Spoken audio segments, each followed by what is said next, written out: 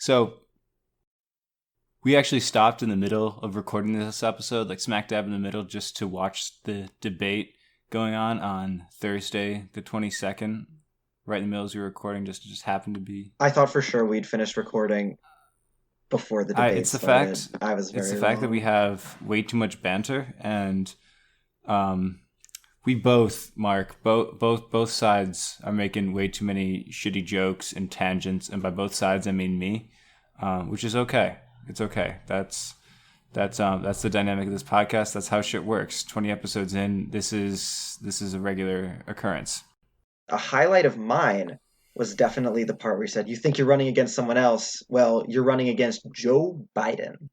That was great. Loved that. Also love when Biden said malarkey. Oh yeah, he said the thing. He said the line. I haven't actually heard Biden say malarkey in public in a long time. He did. He said the line, say the line, malarkey. He Woo. also said, "Come on, man," a fair Are you amount. picturing the Simpsons meme in your head? Yeah, the thing with Bart that like said the line. He said "come on, man" like 8 separate I times. know. It got me really jazzed. Yeah, yeah, you But got it. yeah, the fact that he said he won and he's up there and he's the nominee because he disagreed with everybody, and then proceeded to argue with Trump about who gives a shit about the American people less for 90 minutes and change was really, a little sad. And it was hilarious to me how that he just went like within an ass hair of saying we want Medicare for all, just without saying the words. Like he's like he's like healthcare is a right, and then also I don't want socialized healthcare, and I don't want Medicare for all. What do you want me to do with this, sir? Yeah, I always struggle to understand what the actual political situation surrounding Medicare for All is because, like, okay, I understand that insurance companies are very influential in the like in how we get legislation done and like lobbying and everything like that. Um, but like my understand and when it comes to electoral politics, my understanding is that Medicare for All is like a broadly really popular plan. I've read statistics that say that Medicare for All is more popular than believing in evolution. I don't So disagree. yeah, no, It's like seriously, I 70% don't have the is exact the numbers in front of last me, but statistic I it's like heard. 72 to 68%, something like that. Yeah, we're on the Yeah. same page.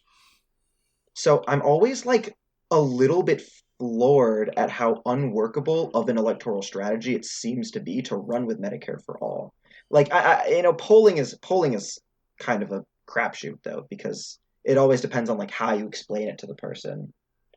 Yeah, exactly. He just doesn't want to use buzzwords, which I understand. The American public has the memory of a goldfish, and when they hear the word socialism, they immediately jerk, their eyes roll back in their head, they speak in tongues, just talking about Red Scare, immediately back to McCarthy era, and then don't listen to anything you have to say after that at all. I actually think that his answer to the talk question was pretty based. Like he basically just said systemic racism like exists in this country and we have to take active steps to stop it, which like although I might But he say also more if I wanted to be more specific, that is exactly how I feel on the issue as well. So that's good, at least.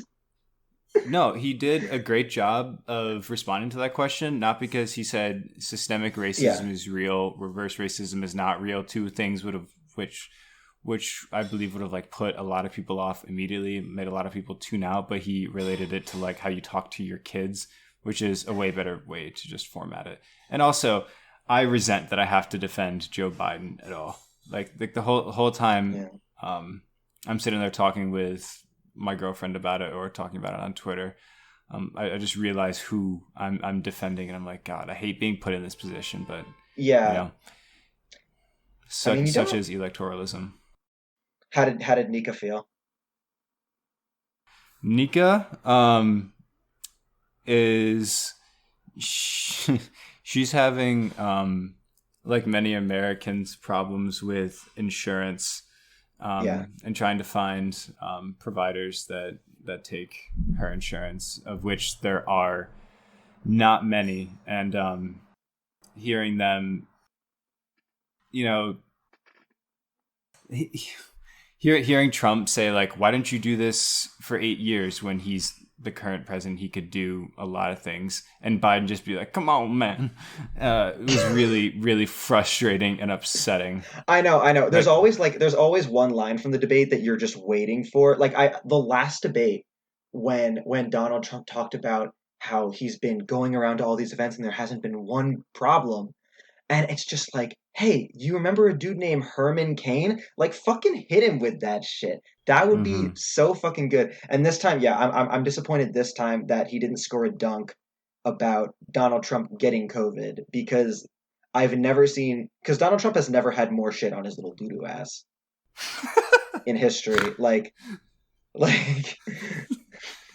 Oh, the diaper was full. This yeah, debate for sure. I just The man is at an acute angle with the floor at the end of the day, perpetually. debates mean basically nothing as far as like the actual course of the election goes anyway for the most part. Like that's the mindset you got to put yourself in is because sometimes I find myself being overly charitable to conservatives when they debate just because otherwise I find myself constantly surprised by how convincing some people find them, uh, and so I get really nervous sometimes when I find that Trump is like even when he's saying something that's a complete lie and makes no sense and is contradicting a thing he said 30 seconds ago. I still like my brain just goes, "Oh, this is so convincing to fucking dumbasses, and they're gonna eat this shit up." But I don't know. At the end of the day, I think that it's probably going to move very little, Yeah. as all debates do. That said, um, I did like the muting. The muting was honestly a great idea. I didn't see them do a lot of muting at all. I do think the moderator was better than a lot of previous presidential debate matters. I Easily, won't say good, easily. but a lot like she allowed Donald Trump to talk over her way less, Yeah, which I thought was pretty good. But you could tell he was trying so hard not to interrupt. Like he had like very obviously been told like 18 yeah. times that day, like, don't you dare fucking interrupt. And then he did like right at the end because he's like, Yeah, fuck you it, know. let's throw caution into the wind. I mean, every debate has some interrupting. Yeah. Anyway, He also said New York was a ghost town. I'm not enjoying. I'm enjoying living in this so-called the ghost ghost town right town. now. Yeah, I'm not gonna lie, because he thinks New York is just Manhattan. dude, I love like the idea that New York can be wiped off the face of the earth by COVID. Like New York is here because it's at the mouth of a river, and there's like a little island protecting it. Like it's just a good place for a city. It's not gonna go away. Yeah, all these people saying I just like moving to Texas, yeah. saying New York is dead. I was like, do you I'm understand really, yeah, I'm just really commerce? frustrated with Trump's lack of material analysis. I feel like if he maybe had read more angles, he might have understood the dialectical forces that, you know, place human resources in particular places. And then he Mark, might be able to have more insightful comments to make. no, why the fuck would you read Engels when you can just watch Fox and Friends? It's same fucking thing. So Sometimes true. I say something and I just see you lose faith in humanity. Um, oh You my gotta, God. yeah. The whole time I was watching the debate, I was thinking, like you said, you're being overly charitable to conservatives. I just remember, like, I just think about how fucking stupid the average person is. And then half of people are stupider than that. Yes. That's George Carlin, isn't it? I don't know, but it fucking makes sense to me. It's true. Sounds like something he'd say. That is by definition actually how averages work. So it's certainly true. Do you want to get into actual modern monetary theory and stop Okay, okay. If shilling we're for going electoralism? shilling for electoralism, God. Do this Yeah. switcheroo. Yeah. Let's get back into it. And by get back into it, I mean get into it in the first place, because this is at the beginning of the episode, not 2/3 of the way through it. Oops. The beans have Okay. been spilled.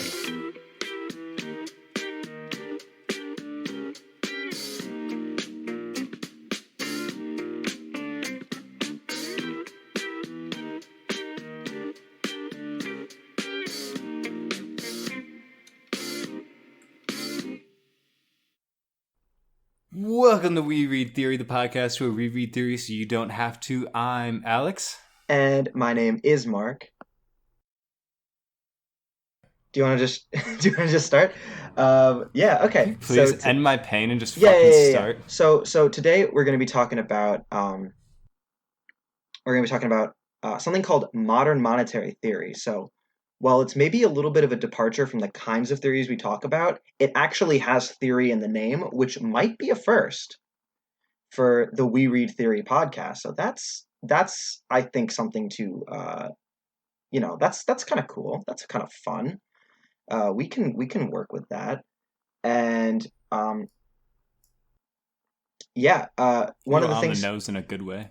yeah, one of the and one of the things to keep in mind is that something that a YouTuber named Non-Compete pointed out. He talked about modern monetary theory in a video. Is that while they didn't really mention it, modern monetary theory was very much at the center of the Bernie Sanders campaign's economics and its economic plans. So when we're talking about like justifying social democratic policies and the like, modern monetary theory is often at the core of how we understand what the government is capable of when it comes to providing services from the government for the people. So I think that's just a good thing to keep in mind. With that being said, one of the most frustrating narratives that gets spun about the US government, which is the richest government in the world, is that it's basically always strapped for cash and can't even afford basic necessities for its citizens, like healthcare. And as leftists, we know this is totally ridiculous. We know that a single payer system that runs without profit is inherently less expensive than a private one, that besides paying for healthcare, also needs to finance billions of dollars in yearly profit. We understand that the amount of taxes that would be needed to finance universal healthcare would be relatively small in comparison to the private costs we pay now. And of course, we know that even the people who peddle this talking point don't really believe it, since they're more than happy to shovel money into the military or towards fossil fuel subsidies. It's just healthcare that we don't seem to be able to afford. What a lot of us may not know, though, is that this whole argument is predicated on one really big misconception. And that misconception is that the government has financial constraints at all. Modern monetary theory represents an alternative to our present understanding of state finance, one that, according to its proponents, more accurately describes the processes by which a modern currency issuing state functions. Modern monetary theory covers quite a bit of ground, but the most eye catching revelation we can pull from it is that a strong economy that issues its own currency, whose currency isn't pegged to the value of another thing like gold or other currencies, has effectively an unlimited budget. A government like this, like the American or Chinese government, can spend as much as it wants and will never run out of money. Don't get me wrong, there are plenty of adverse effects to spending money without covering your ass. But the point is that anytime someone says the government doesn't have the money or can't afford something, they're bullshitting you. All right, maybe we should go back to the beginning and show our work a little bit on this one.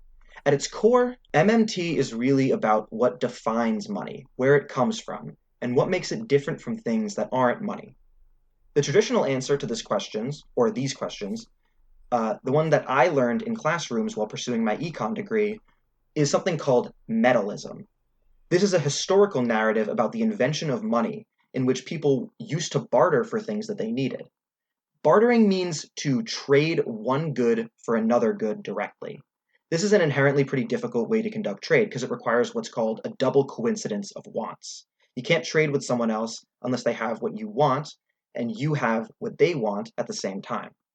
The emergence of money onto this scene was a matter of convenience. The cool thing about money is that you break that conundrum of the double coincidence of wants.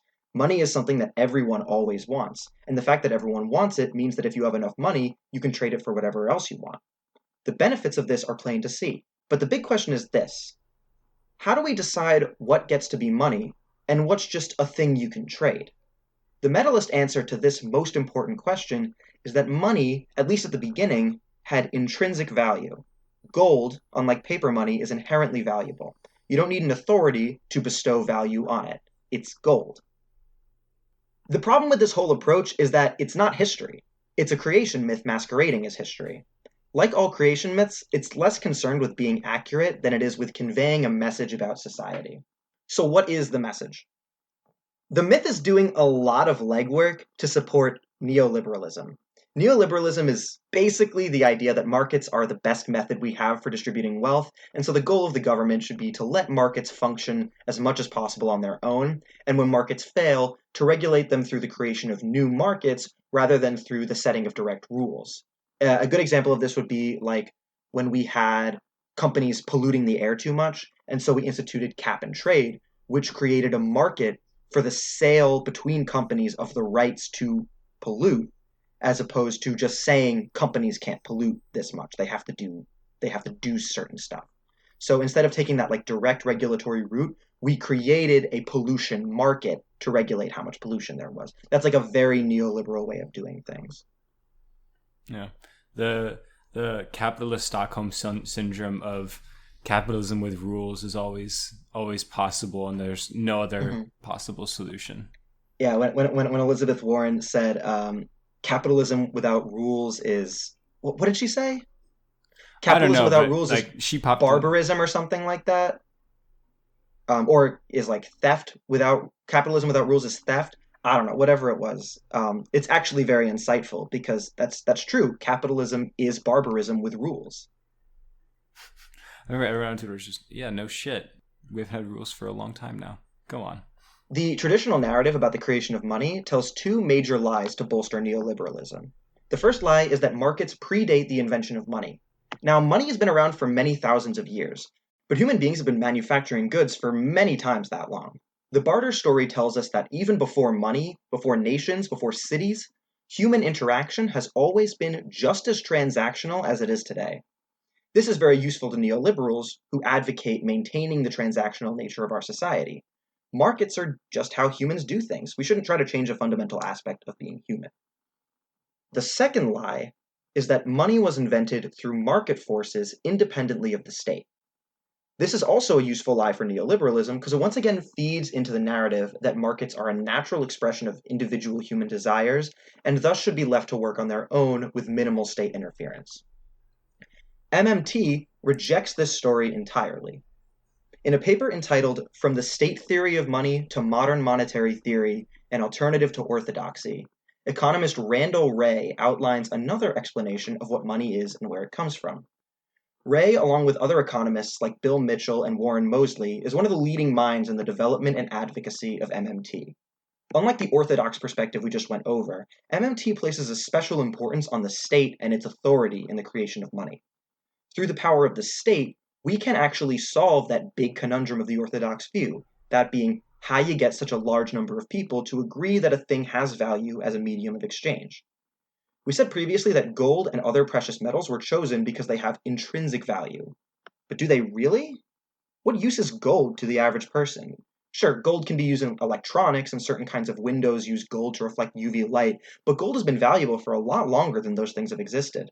And of course, gold is just one of the many substances historically used for currency. A lot of historical currencies are just sometimes like made of iron or whatever, or even like stone. It isn't always gold. The state, though, But has a Mark, consider the special. following.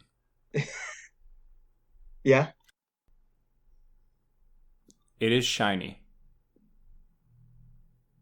that's true. And yeah, there are aspects to gold that make it really good at being money, which is that it doesn't if you leave it somewhere for a long time, it doesn't change, it doesn't become something else. It's really hard to fake, and the supply of it is relatively stable. You can't just people can't just like find it in the ground constantly, which is good. What? But that isn't the same thing as Isn't there a having whole of like? being intrinsically valuable. What? Isn't there a whole study that tries to look into how to turn normal things into gold? It's called alchemy, and it's a fake science. It's not like a real thing. Ah, well, no, of course, it's not possible, but Alchemy, it's a real alchemy thing is that the people try. Tesla of the 1800s.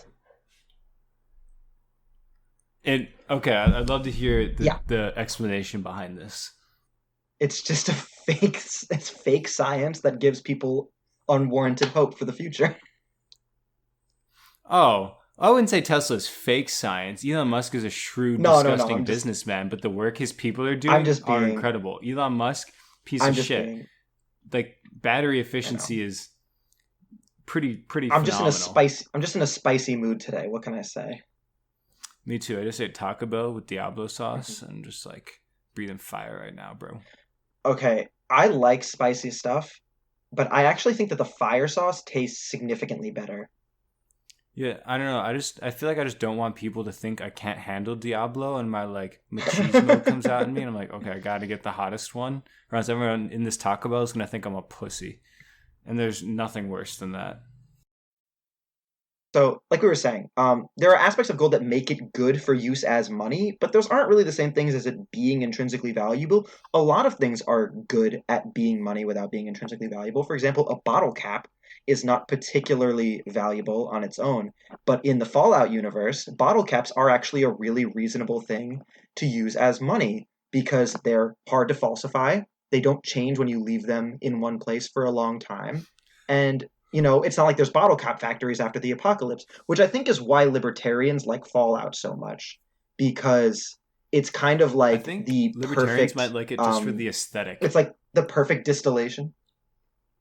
Well, yeah, but it's also like the bottle cap specifically is like this is like the perfect distillation of like the neoliberal myth, and of course, the entire Fallout series is obviously built on being hypercritical of U.S. like imperialism and like kind of shining a light on the inequities of the 1950s that have been so heavily romanticized, which is like the whole point of the game's aesthetic is that it's like 1950s retro futuristic US like nostalgia that has been wrecked by nuclear fallout. It's the beauty and then the thing that it necessitated that destroyed it, which is why Fallout is actually based and very good.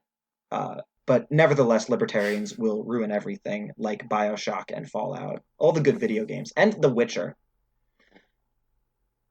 What other video How games did have they ruin The libertarians Witcher? ruined? Have you never? Um, Let's. Me We're when I really was not going to playing get into Halo it. with you guys. You didn't ruin Halo. I You think didn't I have the definitely ruined power. that game. That So, is true. anyways, I suck at every single video game because I wasn't never had video games. It's all right. okay. So okay, we're talking about the intrinsic value of gold and how it doesn't really have intrinsic value in the way that in the way that it would have to in order to automatically be money in an environment without the state. And it's really actually the state that has a very special power that allows it to bestow value on anything it wants. And that power is the power to tax or levy taxes. When the state does that, it's deciding that you're now indebted to the state and you owe it something. The state can do this unilaterally because it also has a monopoly on violence. I can tell you that you owe me a debt, but the answer I'd probably get from most people is, yeah, you and what army? What makes the state special is that it actually has an army. So when it tells you that you owe it a debt, it's more likely to get an answer like, okay, sir, yes, sir. A currency is actually created when the state decides you owe it a debt and then also tells you that you have to pay it in a very specific form. If you live in the US, for example, you owe taxes to the US government and maybe a fee or two. That has to be paid in US dollars. As long as people assume that the government is likely to continue enforcing these debts, US dollars retain their value. I think most people kind of understand that this is how it works today with our post gold standard monetary systems. But the point of MMT is that this principle applies even to money that's backed by gold or another commodity. Materials and commodities, even those with a stable intrinsic value, are only money if they're accepted by the state to pay taxes and fines. A really important upshot of this is that while taxation gives money its value to begin with, it isn't actually necessary for a government to levy new taxes every time it wants to spend money itself. The fact that people already owe taxes means that whatever new money is issued by the government will automatically hold value, even if everyone is paying the same taxes as they did before. There are two major things we learn from all of this. The first is that the government cannot ever run out of its own currency. It can run deficits as much as it wants to, and as long as it retains the power of the state, the monopoly on violence, the money it uses to do so will have value. The second is that because the state can make as much money as it pleases, it isn't actually capable of saving money away for a rainy day like you or I might. If the government runs a surplus in which it taxes more than it spends, then it doesn't really make a difference whether the money is stored in a vault or just burned to ashes. And I don't just mean this in reference to physical money. Even if the tax revenue is just a number in a ledger, it doesn't matter whether it's recorded in some government account or just left blank. The ability for the government to spend money later is exactly the same. I think the most interesting aspect of MMT, though, is what it tells us about the idea of sovereignty. Sovereignty refers to a state's absolute power over itself. It doesn't mean that a state has absolute power, but it means that nothing is above it power-wise. The power of the state is defined by its ability to use violence, but most of the time, state power is actually expressed through the spending of money. If the state expresses power through the spending of money, and it creates the money it spends out of thin air, and guarantees that the money has value through the threat of violence, then the ability to issue one's own currency without a physical limit is totally essential to a modern state's sovereignty. In fact, it's the ability to issue a currency that ultimately distinguishes the power of a state from the power of a private company. A private company can spend money and thus express power in the exact same way the state does, but this power is inherently limited by the fact that they have to use the state's money, which means they have to go get it, either by earning it or borrowing it, before they can spend it.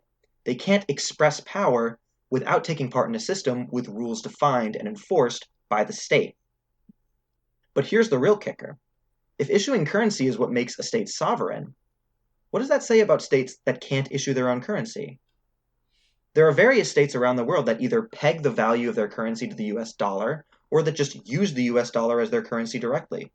Unlike the US government, these states are actually constrained in how much money they can spend.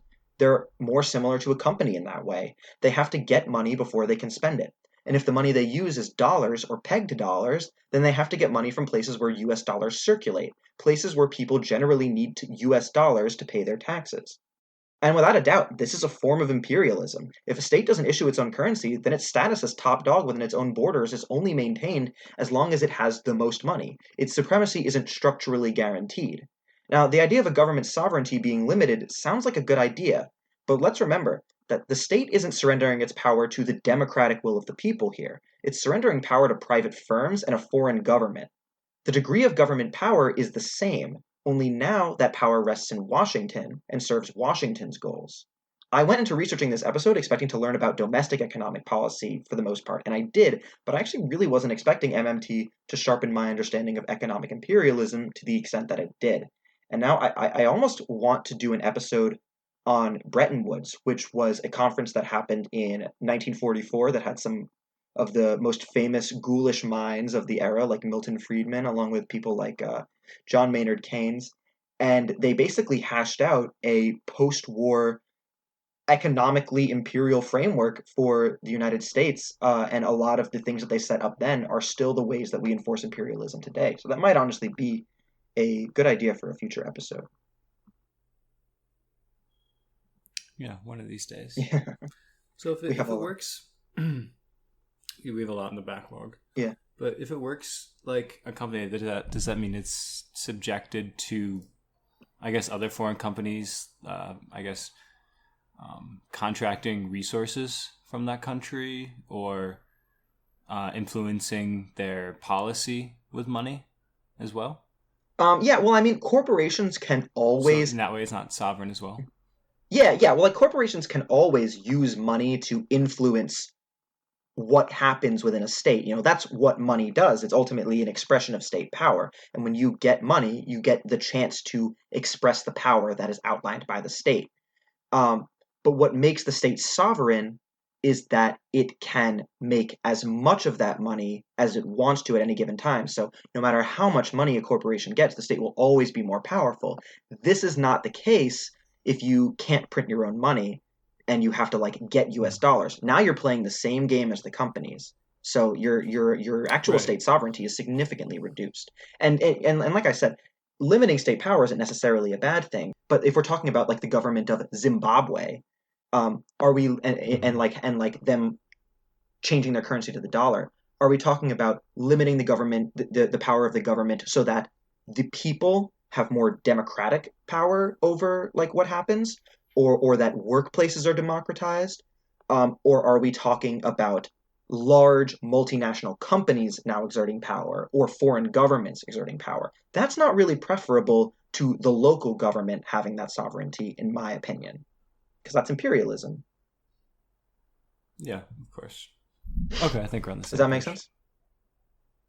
Yeah, yeah. Thank you, Mark.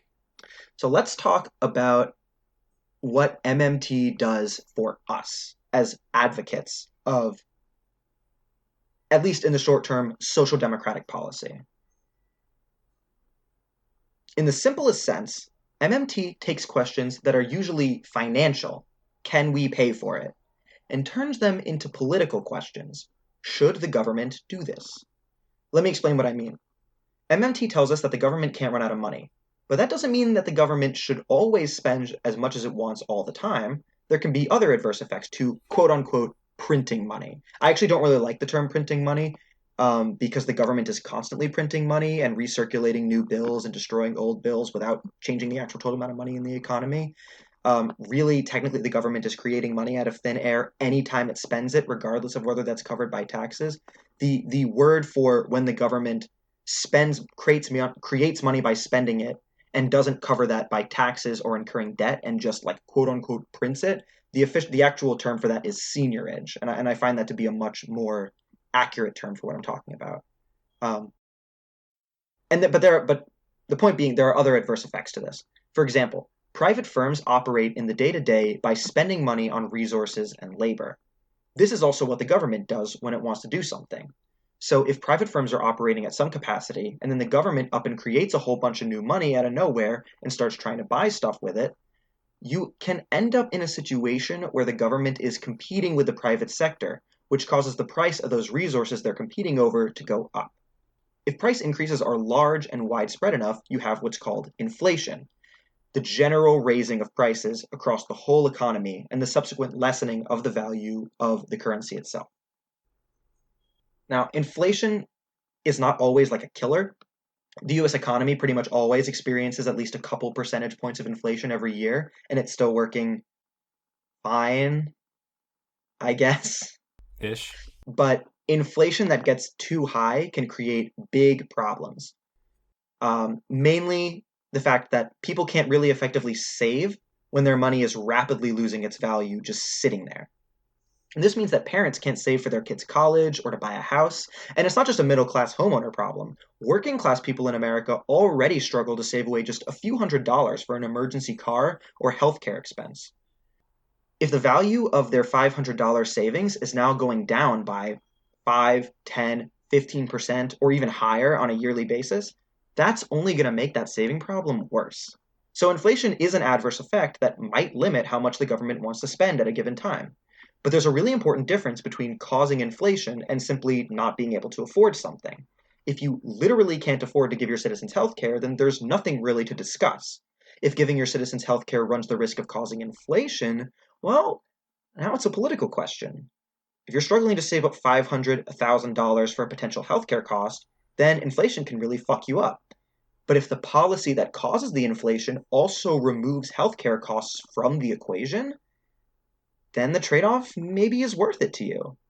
And, it depends on the particulars, but that's at least a potential outcome.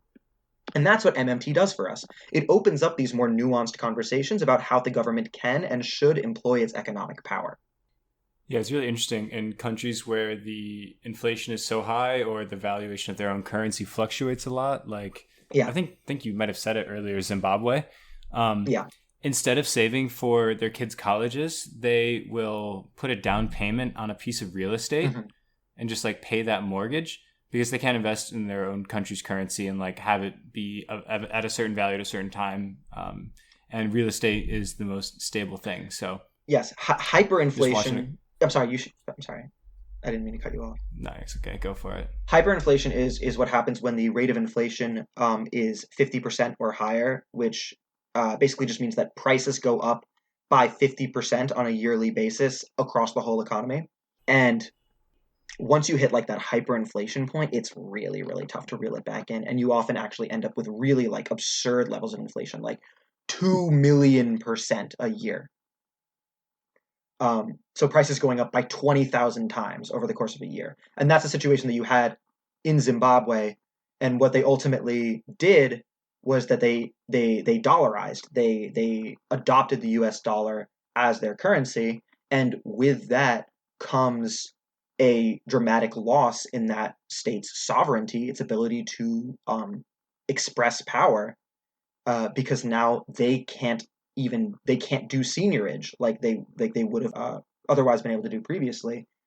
And so that's like dollarization, or the pegging of currencies to the dollar, is one of like those big parts of, like, one of those very subtle but very widespread aspects of US imperialism that it's very easy to kind of see as economic charity if you're looking at it from a liberal perspective, which is kind of how a lot of neocolonialism works. Is that we're helping the other countries financially, but really we're taking control of them. And if you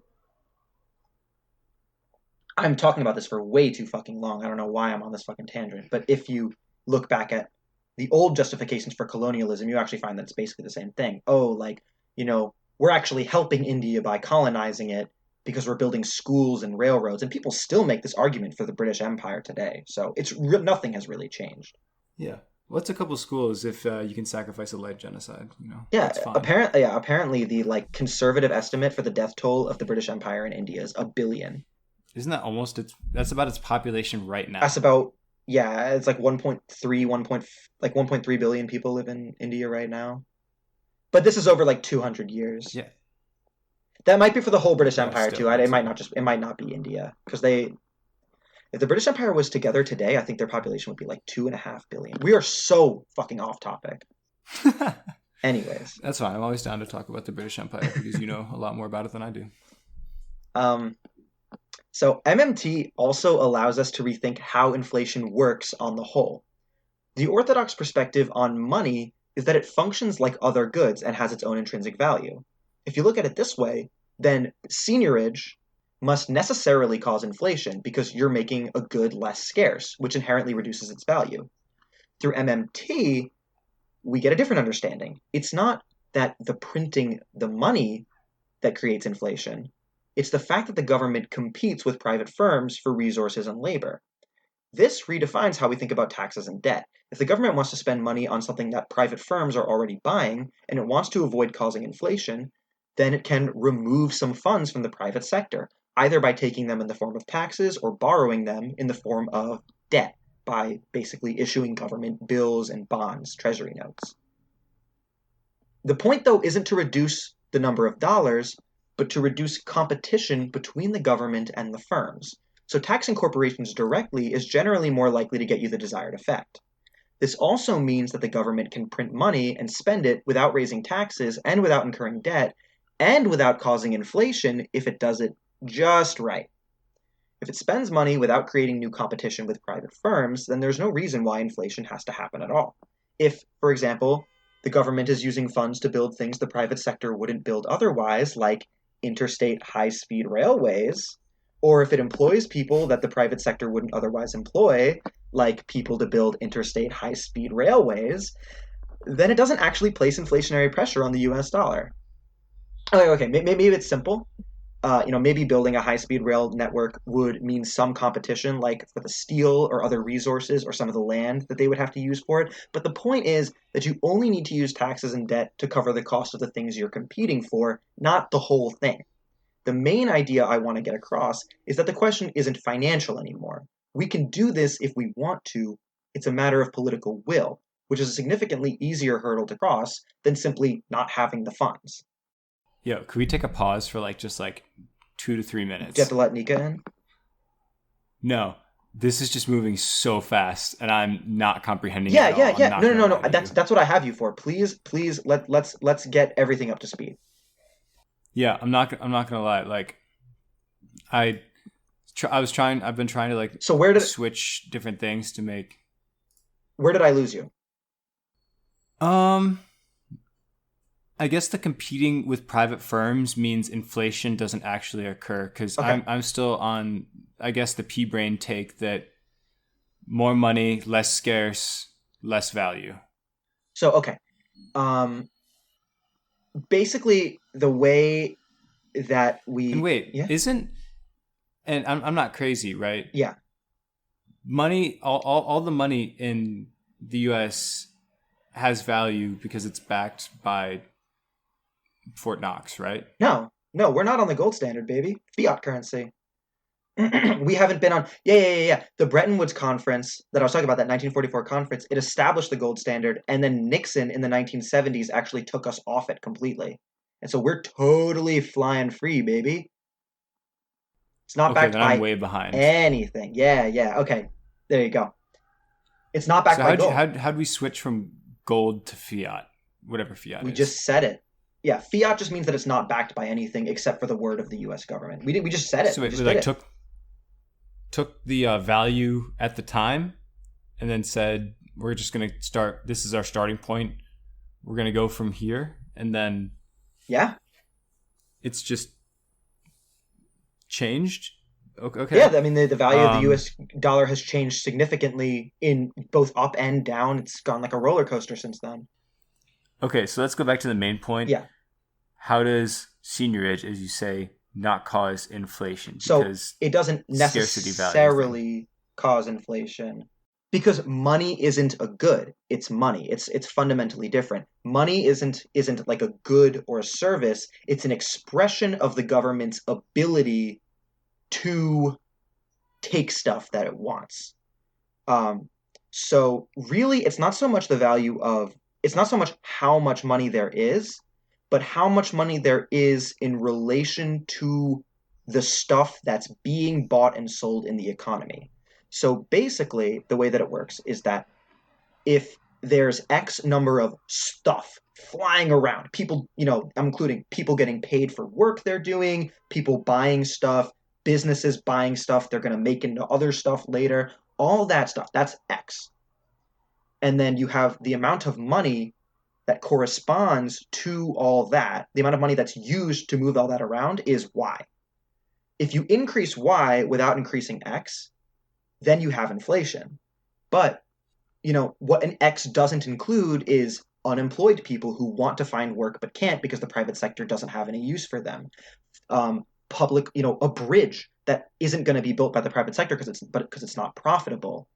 So if the government is spending its money on these things where it's actually increasing the amount of stuff that's being done, if things are getting built that wouldn't have been built otherwise, people are employed that wouldn't have been employed otherwise, then Y can increase and X will also increase, and that doesn't have to cause inflation. Okay. Just out of curiosity, Mm-hmm. what happens if X increases and Y stays the same? What if there's so much more productivity happening, but the number But of the dollar supply of bills dollars in the stays the U.S. same. Then you have what's called Yeah. deflation, which is really, really, really bad. Because what happens when you have deflation is that, like, you make $10 an hour, you owe $100 in debt. So you owe 10 hours of work. Now, the price of everything falls. Deflation. So it's the opposite of when inflation is when prices go up, deflation is when prices go down. And so generally when there's deflation, you also have a loss of wages because labor is also a thing with a price. Your wages is the price of labor. So that's going down too. Now let's say you make $5 an hour. Well, shit, your debt stayed the same. Now you owe $20 worth of labor instead of 10. So for people who are currently indebted, deflation will massacre you. It's really, really, really bad thing. And it will just like tear an economy to shreds, which is why it doesn't happen particularly often. Inflation is much more common. If deflation happens, like that can actually be a killer for an economy. That's really, really bad. You want to avoid that. Okay, so that's nominal and it stays the same. Yeah. Okay. Wow. Thank you, Mark. I think my macroeconomics professor and back in college is just shaking his head. Actually, he's probably playing. Not because of COVID, but if COVID wasn't existing, he'd be playing bongos in a cafe. Because that's just who. Is this? This is. Oh God! This is. What a fucking man! He started every morning with like Beatles music or Bob Dylan music. Didn't he bring like an ounce of weed into class to show everyone? I don't think it was a whole ounce. I think it was like an eighth or something. But he just pulled out weed. He's like, "Yeah, I got this in Colorado. It was totally legal." And everyone's just like, "It's not legal here, baby." Man, this is that's bold. That's bold. Is that an open container? Um, Oh, yeah, he's a gem though. so I hope that all makes sense for people. I'm gonna edit the shit out of that whole explanation, and it's gonna be way more concise. It's gonna take this that whole conversation is gonna be like 4 minutes for the people that actually listen on recording, and it was like 20 minutes just trying to think of good ways to get certain ideas across. I fucking economics, man. It's like made opaque on purpose so that nobody wants to talk about it. And it's like what they said in The Big Short. Like they make the language that they use to talk about finance and economics intentionally hard to understand and really boring so that nobody wants to understand it. And we actually we have to actively fight that so that um we don't just leave these people to their own devices because they are fucking ghouls and they are not to be trusted. Okay, we just did a lot of Yeah. talking, but what I really want to do is sit down with a nice truly or something, a little seltzer Oh action, God. and then watch two brain dead 70-year-olds yell at each Yes. other. Actually, maybe not because they can mute Trump's microphone, but basically is what I'm saying. I want to take a break and watch the debate Yeah, you're right. because It's we're almost watching it's this almost on 9. Okay, Thursday. let's take a little bit of let's take a little bit of a break. Okay, do you want to dip and then come back?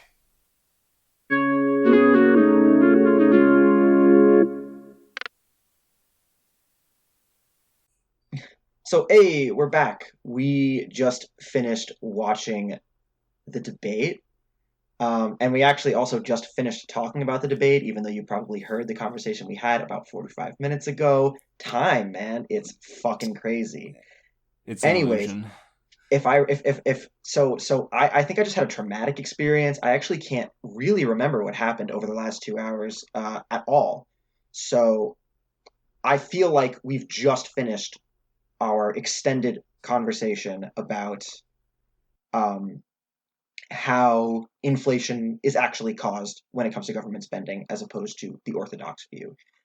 So I think we're going to keep going just from there. So you might guess from what you've heard so far that MMT and its implications make a lot of people uncomfortable and even angry. You know the type. Like a middle to upper middle class dude who studied econ in college because his high school teacher showed him a supply demand curve and he never really got over how pretty and symmetrical it was. Basically, me. If you ever see a guy that reminds you of me, chances are he hates MMT because he's an idiot and a ghoul, and his college education consisted entirely of propaganda. Regardless, MMT has been the subject of a lot of criticism, and while it's my opinion that these critiques are fairly unconvincing, we're going to go over some of the most common ones that I saw in my research. And I actually remembered earlier that I forgot to add one in, so we're just going to put that one at the end.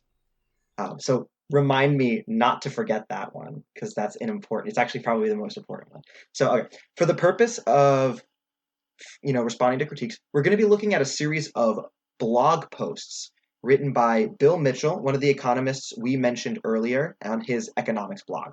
So I know a blog is not like the most academic source to cite, but Mitchell, even more than Randall Wray and Warren Mosley, wrote the book on MMT, literally the book. If you go online and you search for how to learn MMT, the first book of recommendation you're going to get is a textbook called Macroeconomics, that is written by um, Bill Mitchell and also Randall Wray and Warren Mosley. They're like the big guys. It might not be Warren Mosley. I might have that mixed up. Um, but Mitchell is super head honcho. He's probably the single most prolific contributor to MMT in the world, and many of the critiques levied at his theory stem not really from a disagreement over hard data, but from misconceptions about what MMT is and says. And as I was doing research for the episode, I was reading all about MMT from Bill Mitchell and Randall Wray, and I was reading the critiques from various people. And for a list of reasons, the critiques just felt very inadequate to me. And upon looking into Mitchell's blog, I found that he was echoing many of the responses that I was kind of forming in my head, which makes me feel a lot more comfortable about kind of giving them as responses on recording. So the particular series of posts that I mostly looked into for this section uh, is Bill Mitchell's response to a German critic named Martin Hoppner, who is a political scientist uh, working at the Max Planck Institute, which is a German like think tank. Uh, and something you immediately notice about critics of MMT, and Hopner included, is that they rarely argue against the actual central premise of MMT. The main thrust of MMT is that there's a fundamental difference between an entity that issues a currency, like a state, and an entity that uses that currency, in that the issuer can produce as much of the currency as it likes and is therefore not financially constrained. And it follows from this that actions taken to balance the budget, such as levying taxes and issuing debt, are taken not really to cover the costs of the spending, but to minimize adverse effects like inflation. Hopner doesn't really even attempt to argue that either of these points is untrue. So, what's the problem? Well, Hopner doesn't like the policy prescriptions so often championed by proponents of MMT. These include, first, the idea that nations should adopt floating exchange rates. So, a floating exchange rate basically means that the rate at which one nation's currency is convertible to another nation's currency can change at times. For example, sometimes the British pound is worth $1.50, sometimes it's worth $1.3, and the fact that these values regularly change is the result of these nations both having floating exchange rates. By comparison, Hong Kong has a fixed exchange rate because its currency is pegged to the US dollar. So a Hong Kong dollar is worth 13 cents in American dollars, and that value hasn't changed since 1998. The second prescription that Hopner disagrees with is the idea that the issuance of government debt in the form of like treasury bonds, for example, is not a necessary aspect of monetary policy. Hopner agrees that debt doesn't actually finance government spending, but he thinks its issuance is important anyway, and we'll talk about why in a minute. The third and final of his major critiques is that MMT is a dangerous idea even if it's true, as citizens and governments would lose sight of the ability to run their monetary systems responsibly if MMT became common knowledge. Let's say how Mitchell responds to these one by one. On the subject of floating exchange rates, Hopner argues that if the exchange rate between your currency and foreign currencies is allowed to change, that this can cause inflation, particularly if the value of your currency goes down in relation to other currencies. That would be inflationary, because your currency is worth less in comparison to other things than it used to be. Mitchell responds by saying that the relationship between exchange rates and inflation isn't one-to-one. In fact, there's a measurement of exactly how much changes in the exchange rate affect inflation, and that's called pass-through. Essentially, your pass-through is going to be higher the more your country relies on international trade to get its goods. And the reality is that for a lot of countries, domestic prices are fairly independent of what's going on in international markets. This is because when you get down to it, consumers are generally buying things domestically. Services, especially, are really difficult to import. At least a lot of them are. What this means is that even though a falling exchange rate can make it difficult to buy foreign goods, even a relatively large decline won't have too big of an effect on domestic prices if the pass-through is low. So floating exchange rates can cause some inflationary pressure, but it shouldn't usually be like the deciding factor. In Bill Mitchell's home country of Australia, for example, there's a pass-through of about 10%. And what this means is that if the value of the Australian dollar internationally falls by, say, 10%, you would have a pass-through of 10% of that 10%, which means the price of goods goes up on average about 1%. And if the thing that causes your exchange rate to fall was your government running a deficit to maintain full employment, or, some other form of government spending that makes people's lives better, then that's probably a worthwhile trade-off. In fact, fixed rates, which is when your currency is pegged to another currency or pegged to the price of gold, for example, those can actually be significantly more damaging because now the government is sacrificing its power as a currency issuer, which means it can't always spend as much as it needs to. And that can worsen and even create recessions. So we already established that in order to have what you called not printing money, but seigniorage, right? Yeah. Because we're not replacing old fucked up dollars. We're printing new money, right? Yeah, there is now more money in circulation than there used to be. Right. In order for that not to cause inflation, we got to have like an equal amount of domestic productivity, right? You said? Yes. So as not to cause inflation. So I guess internationally, right, you can have floating exchange rates if your international trade is in direct correlation with it, correct?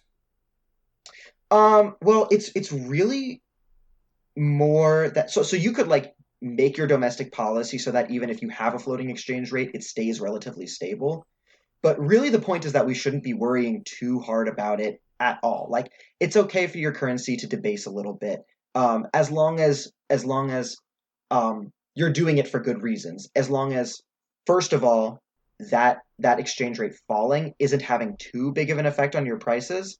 Um, so most countries, this would be the case. You would have a relatively low pass through. So like even if your exchange rate falls by a lot, uh, you're not really getting too much inflation. And the other thing that you have to make sure of is that the reasons why, like your deficit spending, the reason why your currency is potentially being debased is for a good reason. Are you doing it to give people universal health care? Are you doing it to maintain full employment? Are you doing it to build some important infrastructure? Those are all good reasons. But if you're doing it to like give oil subsidies, then fuck that shit. Like that's not worth the inflation. And go fuck themselves. Yeah, I think we're all on the same page about worthwhile Yeah. policy for sure. So on the subject of government debt, Hmm. Hopner argues that government bonds are not just useful for when the government wants to cover its spending. They're also solid investments that people generally like to have in their retirement portfolios. Hopner further argues that running deficits can make government bonds riskier investments. These things are both totally true, but once again, they don't actually contradict MMT. They just, reflect the actual kinds of conversations we should be having concerning the real effects of state spending, the kind of conversations we would be having all the time if MMT was already widely accepted. Because right now, when we talk about debt, we talk about covering spending, you know? On the subject of MMT being a dangerous idea, Hopner argues that the idea that the government has the same financial constraints as a company or a household, an idea that's not true, an idea that Hopner has already admitted is not true, is the only thing keeping governments from running off a cliff with irresponsible policy. He claims that people need to be encouraged to maintain this fiction so that they won't get entitled and ask their government for too much and end up ruining their own economies. I don't really know what I'm supposed to say to something like that. Mitchell basically says for the thousandth time that MMT has never asserted that there are no adverse effects to running deficits. And I just don't think there's any reason why people who understand not having enough money can't understand why doing a thing might cause problems for other reasons.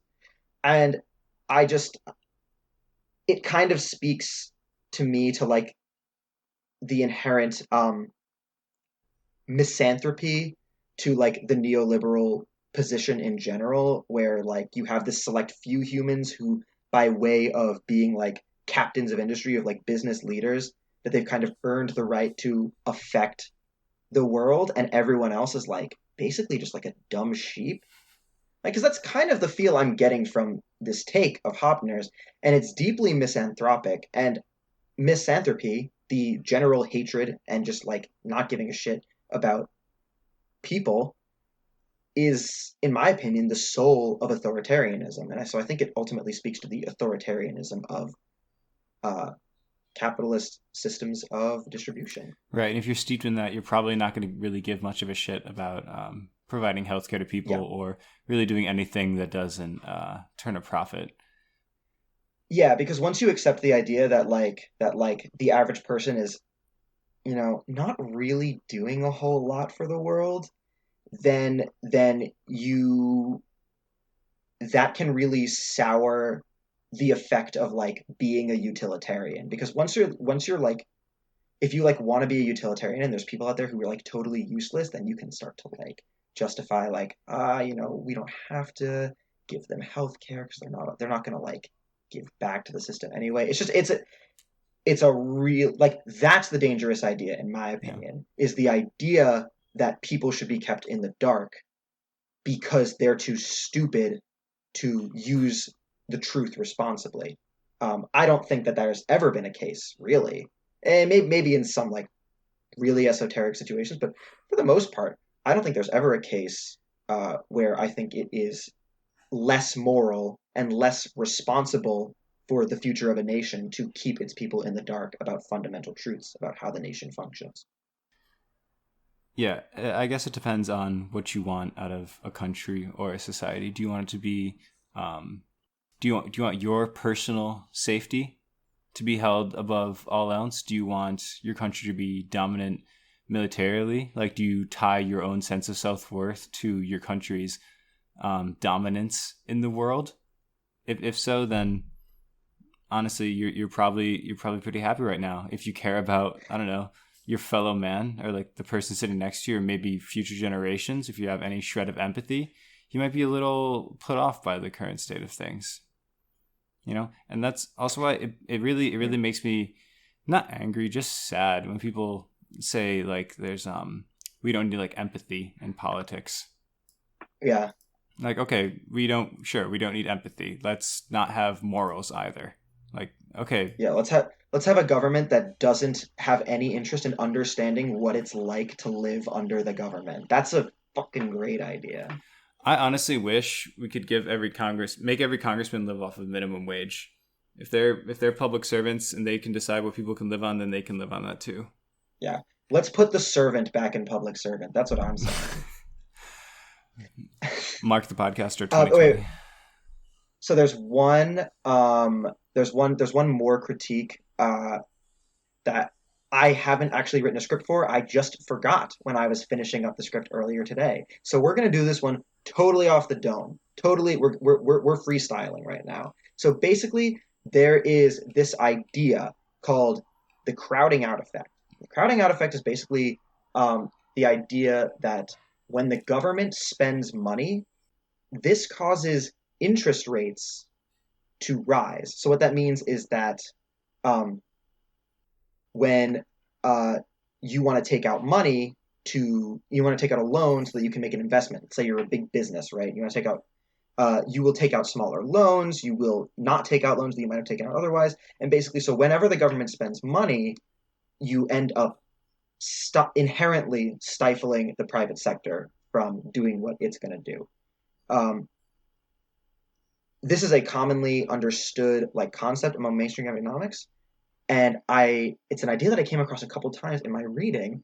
And what I noticed, and I feel comfortable asserting this because Mitchell has echoed this in some of his blog posts, is that there's a sleight of hand that goes on when people talk about the crowding out effect, and that is that what actually causes the interest rates to rise isn't the government spending the money, it's the government incurring debt, it's the government issuing more bonds. That's not a thing that, according to MMT, the government has to do. The government only actually has to do that if you assume MMT is wrong and the government has to cover its spending by incurring debt or by taking taxes, but in this case, incurring debt. So there's like a little sleight of hand there. It's not the actual spending that does it. It's the debt. So basically, once again, like there are adverse effects of spending. You can crowd out like private industry, and that's one of the things that can cause inflation. But it's not as much like a law of physics when it comes to government spending as is often uh, basically argued. And that's basically the crowd. That's basically um, you know big-brained genius socialist cat boy dunks on the entire Bretton Woods conference. I'm so proud of you.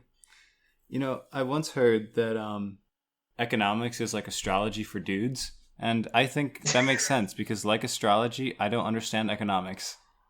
So I appreciate this episode, Mark. That was. Do you feel like you learned anything? Is there anything that I can help you with a little bit more Well, before we finish up? I think that can be best assessed by the ratio, the general percentage of time I spent rubbing my forehead during this episode, which was quite a fair amount. I know. But I'm so but we sorry. did I circle really tried my back. best. We did circle back. My brain Yeah. does hurt, but I think that's a good thing. Yeah. Yeah, yeah. I think Do you think here wait. Okay, I'm so fucking sorry that I'm about to do this to you. I'm a bad friend, but I am going to put you on the spot right now. Okay,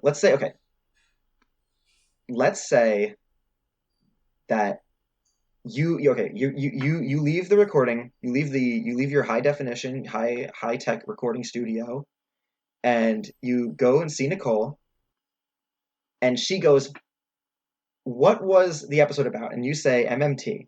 And she goes, or you say modern monetary theory. And she says, Alex, what's modern monetary theory? What do you say to her? Okay, let me just skim through the script to try. I feel the same Oh anxiety that I God. do If before this any if college this test I've episode ever taken. was a complete failure, please let us know on Twitter and we will maybe just never talk about technical econ ever again. Because this shit is I mean, all the language that is used to talk about it is made intentionally boring and opaque and like kind of hard to understand. And I understand why people don't like talking about it. I thought it was important. But let us know if you just could not fucking understand what was going on in this episode. okay, so inflation is So okay, fake, let's hear it. except when it is, and when it is, it's okay if it's worth it for certain things. Correct? Fine. Inflation is real, but it's caused in a slightly different way than we Debt normally isn't think. real. Debt isn't Money isn't scary. real. It's ultimately money that's not real. I feel like debt isn't Well, we all knew scary. that. Yeah. Debt isn't scary. Deficits aren't scary. Or at least they shouldn't universally be. I'm sorry. I should let you go. What, you think I I got should shit to talk do you over tonight? again. No, I mean let you talk. I'm just desperate to get out of the hot seat. I'm so sorry. Okay, no, that's fine, that's fine. Jesus Christ! All right, this has already been going on for way too long. I have given myself a lot of work to do tomorrow, so I say we give everyone a fucking rest and plug our shit, and then fuck off. God, I wanted nothing more than to plug my shit this whole time. Let me see. Okay, let's hear it. You can tell us how confusing this episode was on Twitter at We Read Theory Pod. You can also make a post on Reddit about how this episode gave you brainworms on Reddit at r/We Read Theory Pod. You can contact Mark at 585-71. I'm just kidding. I don't know your actual phone number by heart. I don't know I anyone. think this is the second time you've done that Are you gag. serious? I think you've done that gag before. Okay, well, anyone who knows me better than an acquaintance will tell you that I have a terrible, awful memory and need calendars and writing things down on my hand to make it through daily life. I think that's all of our pluggables. I think that's the long and That's short all of the it. pluggables. Yeah. Oh, please rate us and review us on Apple Podcasts. Yes. I haven't said that in Yes, a long please. time. That's how people find we us. we absolutely love the ratings. I read all of them. They genuinely make me feel so good. It's like an electric hug. And I can't get real hugs during COVID, so that's as good as it gets. Please. You're so beautiful, please. We're not. You're not pandering though. Not pandering. Definitely, I've never pandered in my life. All right. This episode's too long. Yeah, okay. Thank All right, you all right. for listening. I love you all, and if I don't see you, good afternoon, good evening, and good night.